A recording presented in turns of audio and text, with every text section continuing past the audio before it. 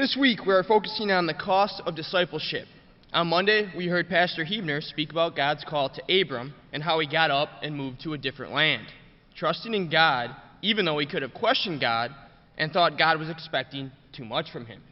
Yesterday, we heard Pastor Hebner preach on truth, answering the question, what is truth? And more importantly, the only truth. Today, we read from the book of Philemon. Paul, the writer of Philemon, was under house arrest in Rome.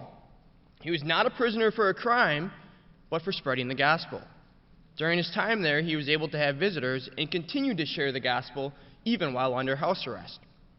It was during this time that Onesimus, a runaway slave who was under the control of Philemon, appeared to Paul. Philemon was a Christian whom Paul had converted during his time in Colossae. This letter is an appeal made by St. Paul to Philemon himself on behalf of his runaway slave, Onesimus. As we read, keep in mind why Paul asked Philemon to listen to his request. We read from Philemon 1, starting at verse 10. That I appeal to you for my son Onesimus, who became my son while I was in chains. Formerly he was useless to you, but now he has become useful both to you and to me. I am sending him, who is my very heart, back to you. I would have liked to keep with me so that he could take your place in helping me while I am in chains for the gospel. But I did not want to do anything without your consent, so that any favor you do would not seem forced, but would be voluntary. Perhaps the reason he was separated from you for a little while was that you might have him back forever, no longer as a slave, but better than a slave, as a dear brother. He is very dear to me, but even dearer to you, both as a fellow man and as a brother in the Lord. So if you consider me a partner, welcome him as you would welcome me. If he has done you any wrong or owes you anything, charge it to me. I, Paul, am writing this with my own hand. I will pay it back, not to mention that you owe me your very self. I do wish, brother, that I may have some benefit from you in the Lord. Refresh my heart in Christ.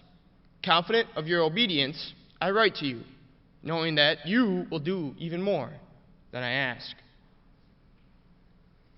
Revenge. How sweet it tastes. You think, they did something bad to me, just wait until I get my chance to show them. They mess with the wrong person. I have one quick story that I want to share from my childhood about wanting to get revenge. Growing up, my dad was a football coach, and since I loved being around any type of sport, I was able to be the ball boy for the team. Along with being the ball boy, I was usually able to go out to eat with them on Thursday nights the night before their game. On one particular night, some of the older players on the team asked me if I wanted to have a sugar eating contest. Obviously, I responded with an energetic yes. How could I not say yes? These people who I look up to so much had asked me to do something with them. So they handed me a little sugar packet, one that you might would be very similar to putting in a cup of coffee.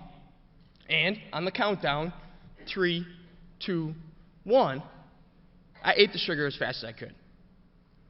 But before I could even put the sugar packet down, I was coughing, my eyes were watering, and I was trying to find something to drink.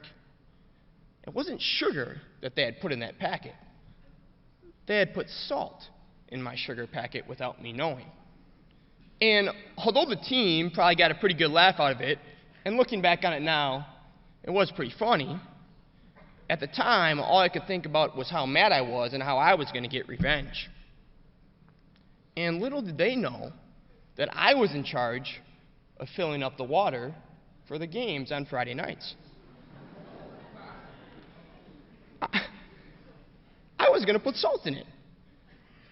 And that certainly would teach them a lesson to not mess with me.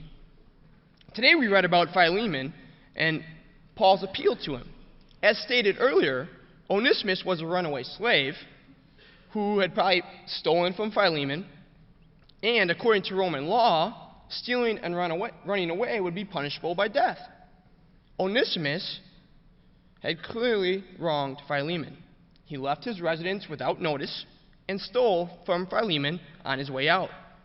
And although Philemon is a Christian, we know how difficult it is to forgive someone who we believe has wronged us. Someone who has lied to us, someone who has stolen from us, or maybe someone who even pulled a friendly joke on us, but we don't find it too friendly. Granting that true forgiveness can be extremely difficult for us, and at times it may cause us to sin in order to get that revenge. We are too focused on ourselves when seeking revenge and not focusing on Jesus' commands to us. We read from Matthew 18. Then Peter came to Jesus and asked, "Lord, how many times shall I forgive my brother or sister who sins against me?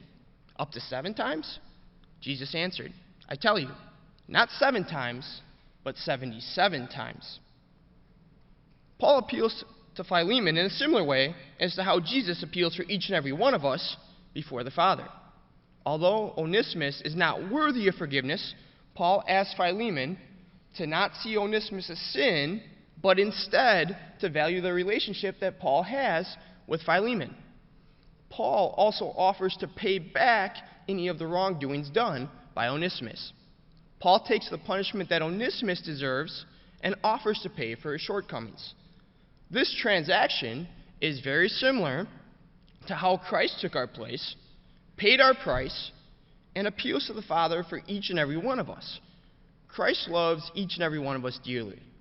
And it is through God's love for us, as well as our love for Him, that we are able to do His work here on earth.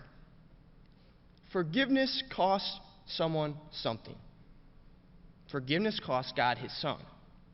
And forgiveness also costs Philemon the price of a slave and whatever Onesimus may have stolen.